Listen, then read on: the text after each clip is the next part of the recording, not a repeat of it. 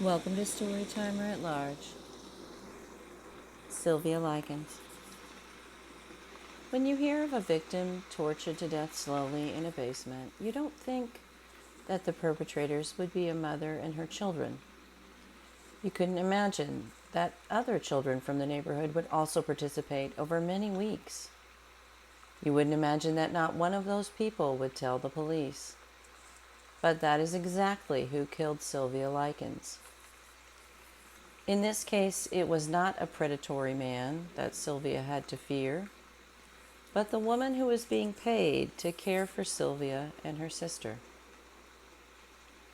This case raises so many disturbing questions. Why did none of the children speak up? I don't ask this to shame and blame them, but more to understand the psychology of this. Were they afraid that no one would believe them? Had they become convinced that Sylvia deserved this? Did they worry that they would be culpable now that they knew? Many of them were encouraged to also kick and injure Sylvia, and they did. We want to believe that we would do better in a situation like this, or that our children would do better in a situation like this. We hope that we would. What was the thing that kept so many of these kids from seeking help for Sylvia? Why was it so easy to convince them to torture a girl? Could you and I also be so easily convinced to harm others? I think one reason that they didn't speak out is because they were afraid. These were their friends and neighbors. It's not easy as a teen or a young child to side against your friends and your neighbors. This is all you know.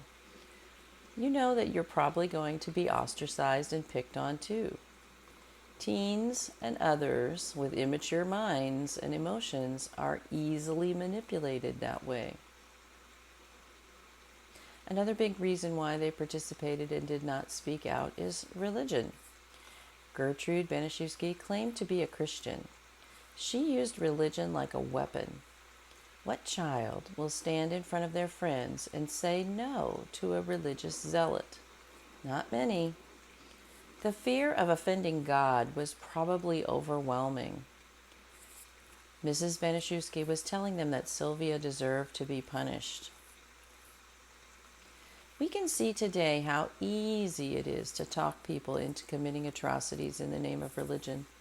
Once you do the first criminal act, then you almost have to protect yourself and the others. You have to double down and convince yourself that the thing you've done was deserved, and you were right in doing it. Sylvia Likens and her sister Jenny grew up in central Indiana.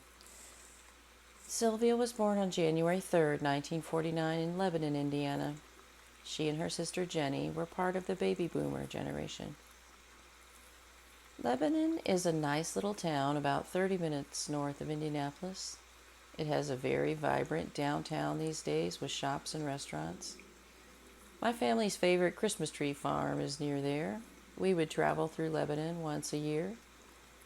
I didn't know then that Sylvia was from there.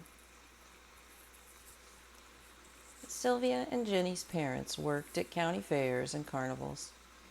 They had to be on the road, and they were hoping to find someone who could take care of Sylvia and Jenny. They didn't think carnival life on the road would be a wholesome place for young girls. Gertrude Baniszewski said she was a Christian and kept a good Christian home. She had children about the same age.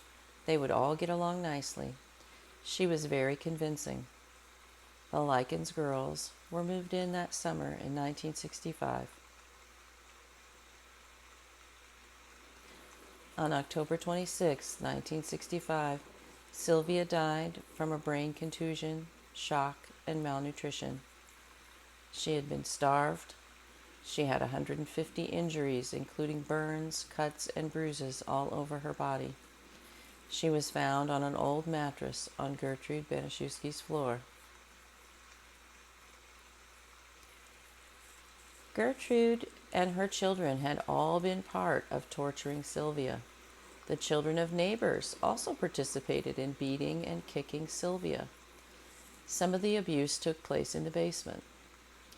Gertrude convinced them that Sylvia was evil. Paula Banaszewski had gotten pregnant that summer. Someone in the neighborhood found out and people were gossiping. Gertrude blamed Sylvia for this gossip. She psychologically, sexually, and physically abused Sylvia until the 16-year-old died. She kept everyone in fear by quoting the Bible. She urged them to punish Sylvia to save their own souls. Sylvia's sister, Jenny Likens, was forced to watch. She had no one to turn to. The entire neighborhood knew. Well, at least all the children did. If their parents knew how bad it was, that's another story. I find it hard to believe that no adults knew that Sylvia was being abused. No one had air conditioning then. The windows would have been open until late October unless a cold snap came. They would have heard.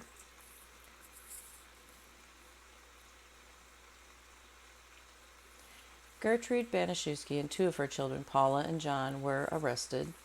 Two children of neighbors, Coy Hubbard and Richard Hobbs, were also arrested for participating in the torture. 5 other children in the neighborhood faced charges for beating Sylvia, but their charges were later dropped. One boy whose charges were dropped, Randy Gordon Lepper, smirked in court as he said he hit Sylvia on 40 separate occasions. All 5 were tried. Gertrude, 2 of her children, and the 2 neighbor boys, Coy Hubbard and Richard Hobbs. Gertrude received a life sentence, but she didn't serve life. She was released in 1985, paroled, even with Jenny Likens speaking against her release at the parole hearing. Gertrude moved to Iowa and lived out her life without ever accepting responsibility for her crimes. She blamed her asthma medication at the time. Gertrude died of lung cancer in 1990 at the age of 61. Paula Banaszewski, Gertrude's oldest daughter, was found guilty of second-degree murder. She was released in 1972. She changed her name to Paula Pace and moved to Iowa. She worked for many years there as an assistant to a school counselor until her identity in crime was revealed and she was fired. She had not been honest when she applied. If you are in charge of hiring people, don't skip those background checks. John Banaszewski, Coy Hubbard, and Richard Hobbs all served less than 2 years each in the Indiana Reformatory for Boys. 5 other neighborhood children were charged with injury to person. And remember, one of them had testified to having hit Sylvia 40 different times. Those charges were later dropped for some strange reason. They all got a second chance to be good people in the free world. Richard Hobbs, who beat Sylvia and carved foul words on her stomach with a needle, he died at the age of 21 from lung cancer. He struggled with his mental health after participating in the murder of Sylvia Likens. Coy Hubbard died at the age of 56 of a heart attack. He had a rather lengthy criminal record for most of his adult life. John Banaszewski Jr. lived under the name John Blake.